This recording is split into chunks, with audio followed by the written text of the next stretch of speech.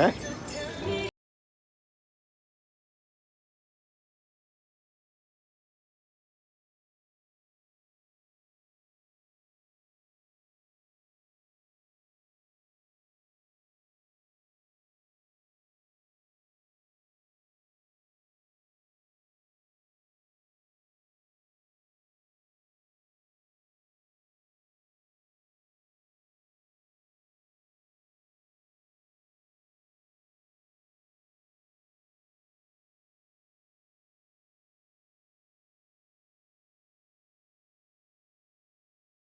Area.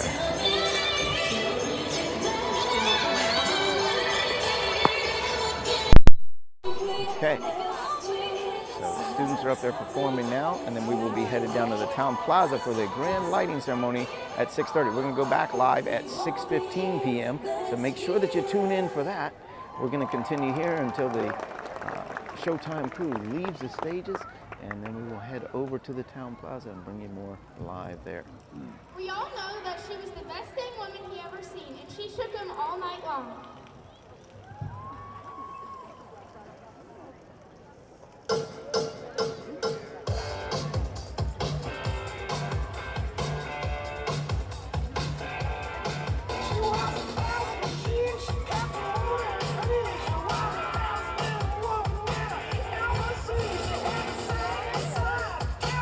Crowds are definitely gathering here. We have noticed an increase in traffic all day long.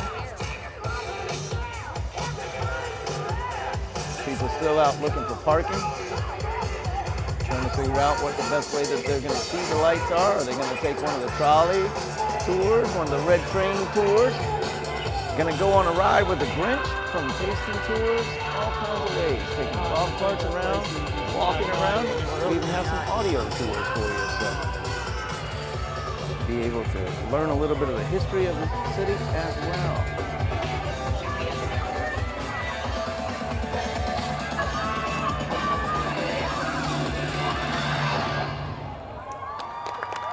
So this is something that the city just finished up with this fountain right over here. A view of the stage. He said this could be it.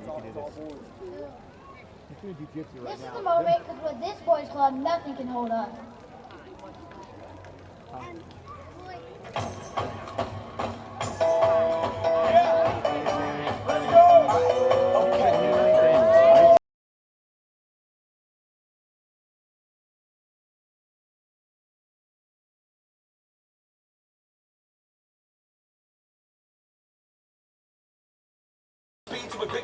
So we're going to walk over here in front of the Alcazar real quick. And I wanted to let you know about this. This hotel here was built by Henry Flagler and opened December 25th of 1888. So what better place to begin the Nights of Lights than right here, the old Alcazar Hotel. Now, at one time there was a bridge that ran between the two because once Henry Flagler took over the Casa Monica, which is right next door to us, he called it the Alcazar Annex and then built a bridge in between the two. You can still see a little bit of the remnants of the bridge on the Alcazar Hotel here. The Alcazar Hotel, which is now St. Augustine City Hall and the Leitner Museum.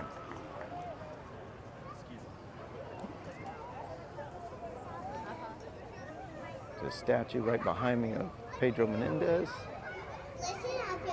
the founder of the city of St. Augustine.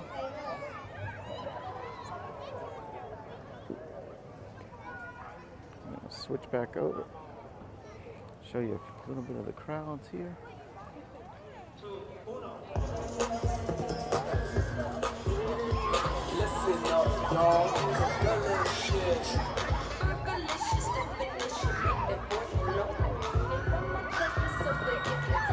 So many people headed into St. Augustine in the next couple weeks, and this week should be very, very busy. You can see the kids out here having fun on the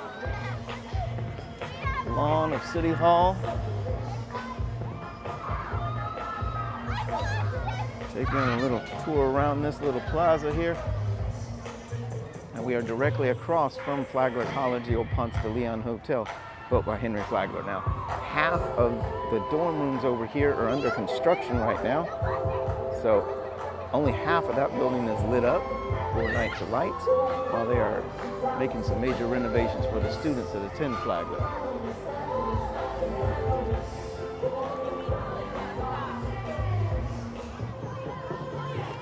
You see all the groups that are set to perform here. Get all dressed up to come and entertain the folks coming into town.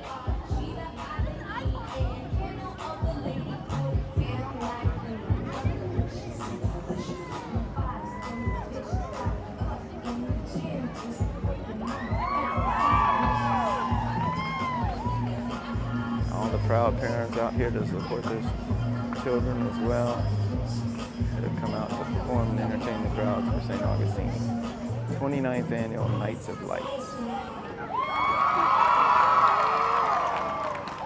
We hope that you will tune back in with us when we come back live again at 6:15 this evening for the grand lighting ceremony down on the town plaza. They throw the switch at 6:30.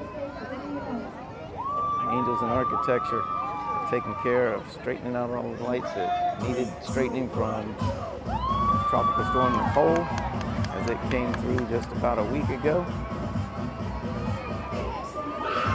Hard to imagine, just about 8 days ago, these streets that we're standing on right now were completely flooded, underwater. The city is resilient, pulls together. Look at that crowd.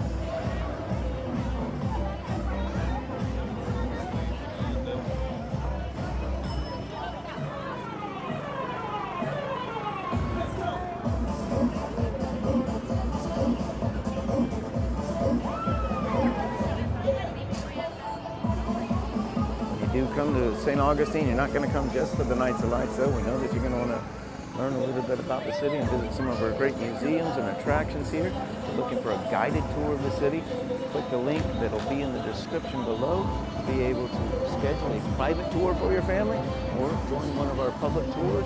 We will be happy to show you all of the great history of the city of St. Augustine and point out some of our favorite lights as well. Also take you on the Night Watchman Ghost Tour. Be sure to click the link that we'll leave in the description on this video. Please be sure to join us at 6:15 this evening as we go live from the St. Augustine's Town Plaza.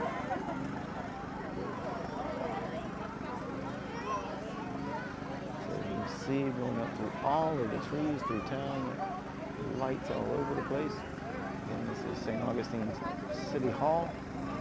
This is the old Lightning Museum. This hotel was a hotel that Henry Flagler built for entertaining guests of all of his properties.